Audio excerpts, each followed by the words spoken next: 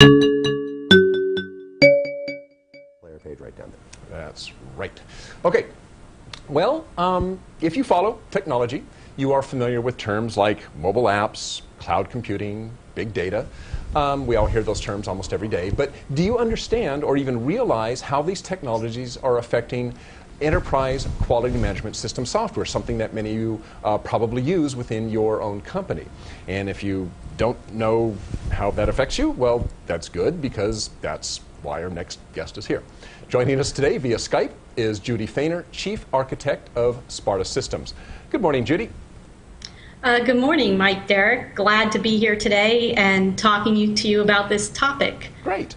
So how are these technologies affecting enterprise QMS today? I mean, let's start with just, I don't know, let's start with the cloud. What's going on with that? Well, a lot of interesting things going on with the cloud. So as you know, the cloud provides the ability to have services and applications reach via the internet. But related to quality specifically in the enterprise quality management space, there is the need today, because of the globalization of companies, and not only vendors and manufacturers, but to reach their external suppliers, there is the need to now get involved with the cloud to extend your quality workflows outside the boundaries of your four walls.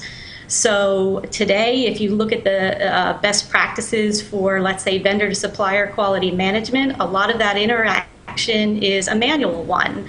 They do the exchange of important data by email, fax, spreadsheet, and this is very error-prone, let alone inefficient. So being able to leverage cloud services that actually extend your on-premise capabilities out to those external parties without direct access to your on-premise systems is key. So this gives you that ability to have a consistent workflow, a consistent process, and an integrated process all in the same boat. And I would imagine this ties in then to mobile apps as well then, right? I mean, using your mobile apps to access, or using types of mobile apps to access the cloud, is that right? Absolutely. So as you know, our landscape of our workforce is changing. No longer is it 9 to 5 a normal workday. As companies globalize and they extend all over the globe, there's the need to access those critical applications 24/7.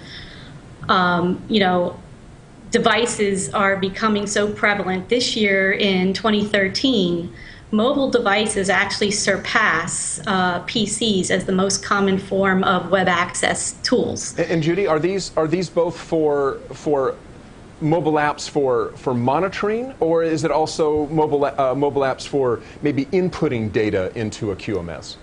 Both. So into the QMS system, the mobile application, I think the biggest use case we have right now is, as I talked about, extending that workflow out. As you know, in a quality workflow process, there's the need for tight monitoring of the flow of that quality data and the workflow process, but there's also the need to get involved in that process and from time to time, let's say, do an approval, add a document. These types of operations are now becoming critical to the efficiency and outcome of your quality and your risk management within your organization. So the ability to be able to do these through mobile access to on-premise systems is becoming critical. Okay, now the one thing I want to spend now a little bit of time talking about is big data. And you know, there is if people want more information on this topic, there is a webinar coming up on September 24th. September 24th. Yep, next week. Okay, and one of the interesting things you're going to talk about in that webinar is how all this data that's being collected from various sites within a company, whether it's via mobile or however it's being collected, how this data can be analyzed, including, I think you said, even data related to your social media.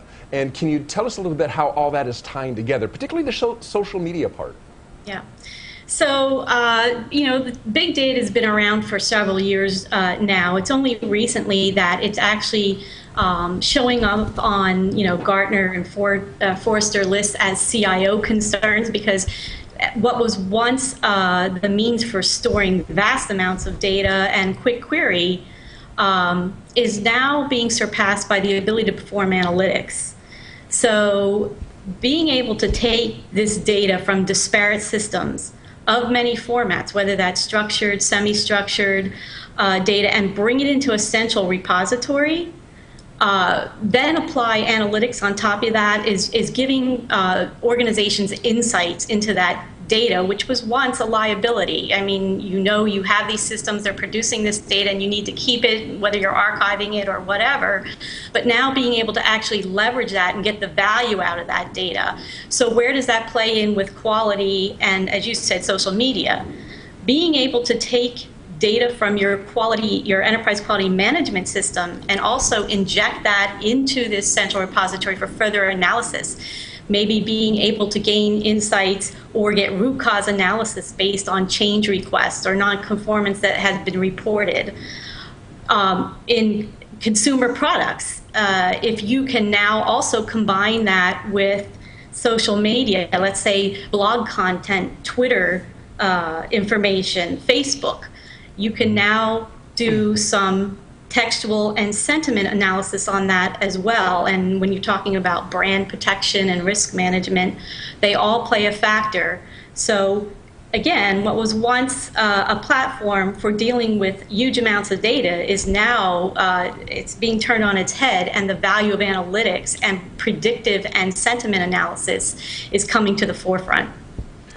So Judy, what you're saying there is that basically, if you're monitoring your Facebook page, let's say, and you know that you become aware of an issue that consumers of yours may be talking about, that this gives you the ability to kind of understand what's going on quickly, bring that into the system, crunch that data, maybe understand what the consumer experience is, or is there another level of this?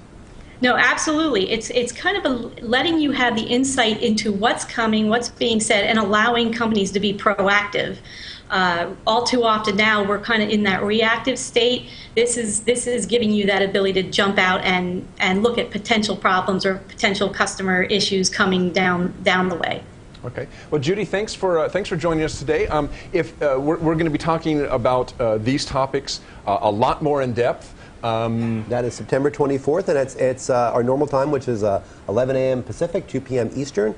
You can register for the webinar, I believe, right in Judy's article, which is on the player page right below us, right here. That's right, and you'll probably be getting an email talking about it as well. So if you want to learn more about how the cloud and mobile computing and big data and software as a service and so forth, how that is going to affect your quality management system software, you'll want to come attend this webinar. Judy, thanks for joining us today.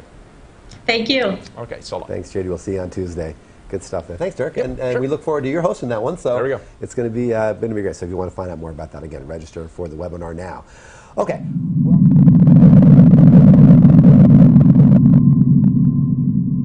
Well